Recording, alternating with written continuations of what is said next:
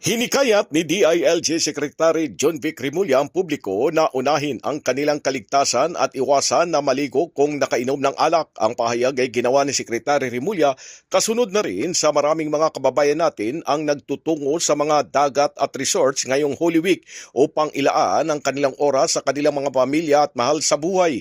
Sa isinagawang press conference sa Campo Crame sa Quezon City, sinabi ni Secretary Remulla na madalas maraming mga trahedya ang nangyayari ngayong Semana Santa at kadalasan anyang mga nababalita ay mga insidenteng nakainom ng alak at naliligo sa dagat o kaya ay sa resort.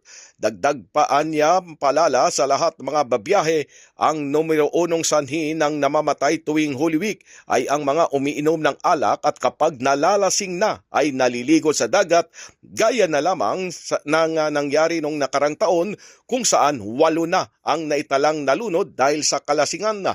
Nilinaw naman ang kalihim ng mga otoridad ay nakafocus sa guidance and prevention sa publiko kung saan ay pinaalalahanan lang nila sila na kung makitang nag-iinom doon sa dagat ay huwag na silang lumangoy at hindi naman sila huhulihin ng mga pulis. Para matiyak ang kaligtasan ng publiko, magpapakalat ng uniform personnel mula sa Philippine National Police o PNP at ng Philippine Coast Guard o PCG sa mga beaches nationwide upang umagapay sa kaligtasan ng mga turista.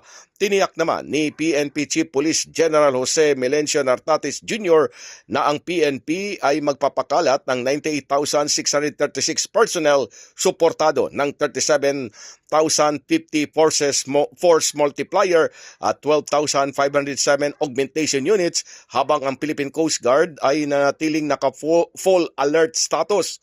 Dagdag pa ni Remulla na sa ilalim ng direktiba ni Pangulong Ferdinand R. Marcos Jr., ang whole of government approach ay nasa lugar upang matiyak na ang Semana Santang 2026 ay manatiling ligtas, maayos at payapa para sa lahat ng mga Pilipino.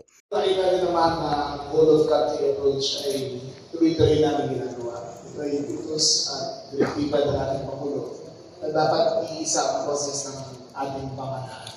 Sa pagkakataon na ito, na pinakamabigat na paglakbay na araw ng ating mamamayan, iniikan ng lahat ng ahensya na pwedeng tumulong sa inyo na responsibilidad namin na magkaisa kami para sa servisyo para sa lahat. I wish everyone a happy Holy Week and a successful vacation and operation. Thank you very much.